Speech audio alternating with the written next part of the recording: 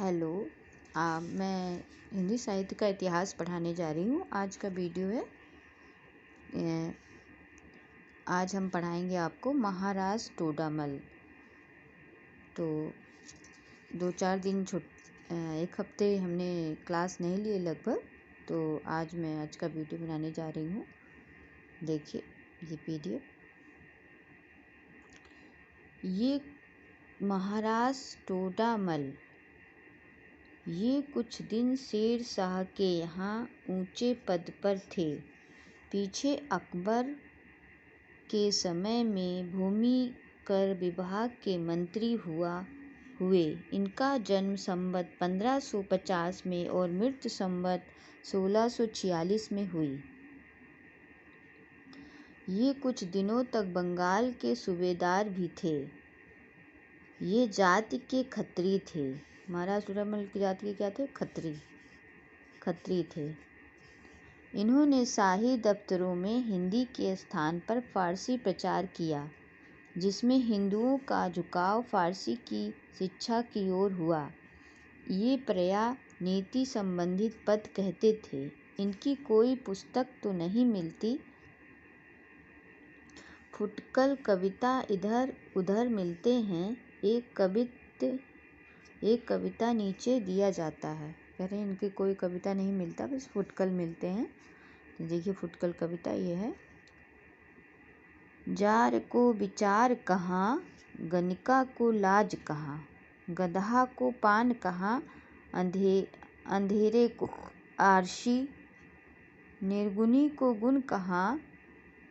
देखिए निर्गुणी को गुण कहाँ, दान कहाँ दरिद्र को, सेवा कहाँ सूम की, अरंडन की डारसी, मदबी को सूची कहाँ, साच कहाँ लंपट को, नीच को बचन कहाँ, स्यार की पुकार सी, टोडर सुकबी ऐसे, हठी तो न टरे टरे, भावे कहाँ सुधी बात, आवे कहाँ फारसी। तो अब बारी है महाराज बीरबल की, जो 8वें नंबर पे आते हैं। महाराज टोडामल 7वें नंबर पे। इनकी जन्मभूमि कुछ लोग नारनौला बतलाते हैं और इनका नाम महेश दास है। प्रयाग के किले के भीतर जो अशोक स्तंभ है, महाराज टोडामल कहाँ के थे? महाराज टोडामल शेर शाह के यहाँ ऊंचे पद पर थे। ठीक है। अकबर के समय में भूमिगत विभाग के मंत्री हुआ करते थे महाराज टोडामल। तो अशोक स्तंभ महाराज बीरबल के प्रयाग के किले के भीतर जो अशोक स्तंभ है, उस पर यह खुदा संवत 1632 साके 1493 मार्ग बंदी 5 सोमवार गंगादास सुत महाराज बीरबल श्री तीरथ राज प्रयाग की यात्रा सुफल लिखित, ऐसा लिखा है। तीरथ राज प्रयाग की यात्रा सुफल लिखित। यह लेख महाराज बीरबल के संबंध में ही जान पड़ता है,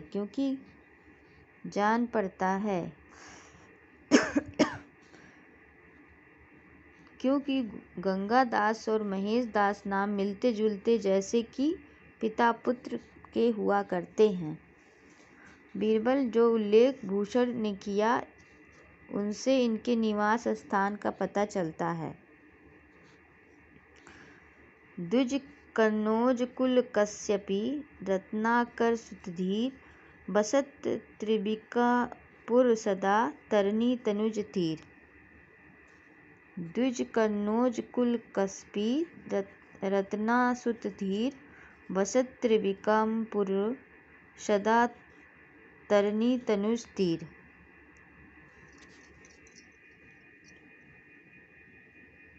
बीरबल से यहाँ उपजे कवि अरुधूप, देव बिहारीश्वर जहाँ विवेश्वर त्रदूप। तेंदु। इनका जन्म स्थान टिकवापुर की ठहरता है। महाराज बीरबल कहाँ थे? टिकवापुर के थे। ये देखिए। पर कुल का निश्चय नहीं होता। यह तो प्रसिद्ध ही है कि ये अकबर के मंत्रियों में थे और बड़े ही वाक्चतुर और उत्पन्नमति थे। इनके और अकबर के बीच होने वाले विनोद और चुटकुले उत्तर भारत के गांव में प्रसिद्ध है। महाराज बीरबल ब्रज भाषा के अच्छे कवि थे और कवियों का बड़ी उदारता के साथ सम्मान करते थे। कहते हैं केशवदास जी को इन्होंने एक बार 6 लाख रुपए दिए थे और केशव की पैरवी से ओरछा नरेश पर 1 करोड़ का जुर्माना मुआवजा कर दिया था। इनके मरने पर अकबर ने यह सोरठा कहा था, दीन देखी सब दीन, दीन देखी सब दीन। किसने कहा था? सोरठा कहा था। किसने? केशव की पैरवी ओरछा नरेश के 1 करोड़ का जुर्माना मुआवजा कर दिया था। तो केशवदास जी को इन्होंने एक बार 6 लाख रुपए दिए थे और केशवदास जी की पैरवी से ओरछा नरेश पर 1 करोड़ का जुर्माना मुआवजा कर दिया था। इनके मरने पर अकबर ने सोरठा कही थी। किसने कही थी? अकबर ने। देखिए, दीन देख सब दीन, एक न दीनो दुसह दुख, सो अब हम कहाँ दीन, कछु नहीं राख्यो बीरबल। इनकी कोई पुस्तक नहीं मिलती, पर कई सौ कविताओं का एक संग्रह भरतपुर में है। इनकी रचना अलंकार आदि काव्यांग से पूर्ण और सरस होती है। कविता के ये अपना नाम ब्रह्म रखते थे। 2 उदाहरण दिए जाते हैं। उछरी उछरी के की छपटे उरग पर, उरगाहू के किन पे लपटे लहकी है, केकिन के सूरत हिये की न कछुए भय, एकी कर के ही ना बोलत बहकी है, काहे कभी ब्रह्मबारी हेरत हरनी फिरे, बेहर बहुत बड़े जोर सो झहकी है, तरनी के तावन ताओसी भई भूमि रही, दसहु दिशन में दबरी सी बहकी है, पूत कपूत कुलच्छनी नारी, लारक पोरसी लाजियन सारी, बंधु कुबुद्ध पुरोहित लपट, चाकर जोर अति धुतारो, साहब मुँह सूम अकाड़ तुरंग, किसान कठोर दीवाना नाकरो, ब्रह्म भने सुन शाह अकबर, बरहो बाद समुद्र में डारो। देखिए, गंग कवि हैं। गंग ये अकबर के दरबारी कवि थे और रहीम खाना खान इन्हें बहुत मानते थे। इनके जन्म काल का कुल आदि का ठीक वृत्त ज्ञात नहीं। कुछ लोग इन्हें ब्राह्मण कहते हैं, पर अधिकतर ये ब्रह्मभट्ट ही प्रसिद्ध है। ऐसा कहा जाता है किसी नवाब या राजा की आज्ञा से ये हाथी से चिरवा डाले गए थे और उसी समय मरने के पहले कौन? गंग कवि अकबर के दरबारी कवि थे। इन्होंने यह दोहा लिखा था गंग कवि ने मरने से पहले, कबहू न भडुआ रन चढ़े, कबहू न बाजी बम, कबहू न भडुआ रन चढ़े, कबहू न बाजी बम, सकल सबहि प्रणाम करी, विदा होत कबि गंग। इसके अतिरिक्त कई और कवियों ने भी इस बात का उल्लेख व संकेत किया है। देव कवि ने कहा, एक भये प्रेत एक मीजी मारे हाथी। ये पद भी इस संबंध में ध्यान देने योग्य है। सब देवन को दरबार जुड़ियो, तह पिगल छंद बनाए गायो, जब काहू ते अर्थ कहो न गयो, तब नारद एक प्रसंग चलायो, मृतलोक में है नर एक गुनी, कवि गंग को नाम सभा में बतायो, सुनि चाह भाई परमेश्वर को, तब गंग को लेने गणेश पठायो। गंग ऐसे गुनी और गयद सो चिराई। गंग ऐसे गुनी को गयद सो चिराई। इन प्रमाणों से यह घटना ठीक ठहरती है। गंग कवि बहुत निर्भीक होकर बात कहते थे। वे अपने समय के नरकाव्य करने वाले कवियों में सबसे श्रेष्ठ माने जाते थे। दास जी ने कहा है, तुलसी गंग दुबे भये सुकवि के सरदार। तुलसी गंग दुबे भये सुकवि के सरदार। दास जी ने कहा है, कहते हैं कि रहीम खाना खान इन्हें छपैया का 36 लाख रुपए दे डाले थे। वह छपैया यह है जो 36 लाख पाए थे गंग कवि ने रहीम से।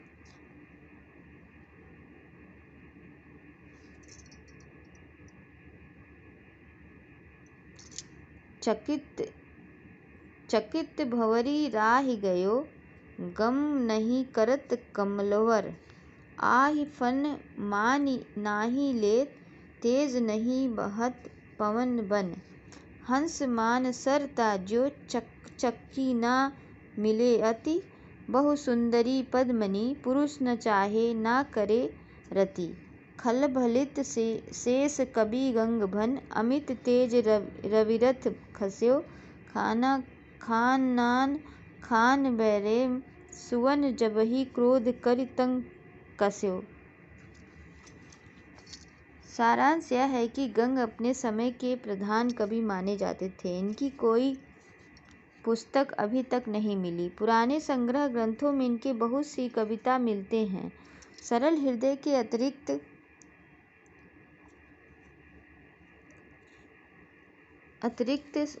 बंग वैद्यम में इनके प्रचुर मात्रा में था। वीर और श्रृंगार रस के बहुत ही रमणीक कवित्व इन्होंने कहे। कुछ अनुक्तियाँ भी बड़ी मार्मिक है। रहस्य रस का पुट भी बड़ी निपुणता से ये अपने रचना में देते थे। घोर अतिशयोक्ति, वस्तुव्यंग पद्धति का, विरह ताप का वर्णन भी इन्होंने किया। इस समय की रुचि को रंजित करने वाले सब गुण इनमें वर्तमान थे, इनमें से कोई संदेह नहीं। इनका कविता काल विक्रम की 17वीं शताब्दी का अंत मानना चाहिए। रचना के कुछ नमूने देखिए। बैठी थी सखियन संग, सिया की गबन सुन्यो।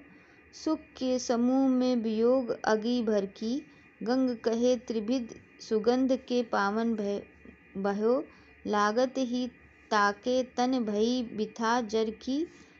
प्यारी की परसी पोन गई मान सर कह। लागत ही और ओरे गति भई मान सर की। जलचर चरे और सेवर जारी छार भये। तल जरी गयो पंख सूख्यो भूमि दर की। झुकत कृपान मैदान ज्यों ऊदत भान। एकन ते एक मान सुबास जरद की। फूटी गजघटा घन घटा ज्यों सरस की। एते मान सोनित की नदियाँ उमड़ चली। रही ना निशानी कहु माहि में गरद की।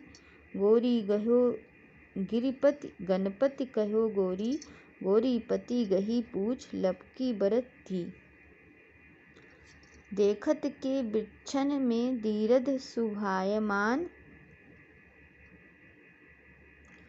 कीर लयो चरखिवे को प्रेम जिया जग्यो है। लाल फल देख के जटान मंडरान लगे। देखत बटोही बहुतेरे डगमगयो है। गंग कवि फल फूटे भुजा उधिराने लाखी। सबही निराश हैं के निज गृह भाग्यो हैं। ऐसे फलहीन वृक्ष वसुधा में भयो यारो। सेमर बिसामी बहुतेरन को ठग्यो है। तो नमस्कार, अगला वीडियो मिलेगी।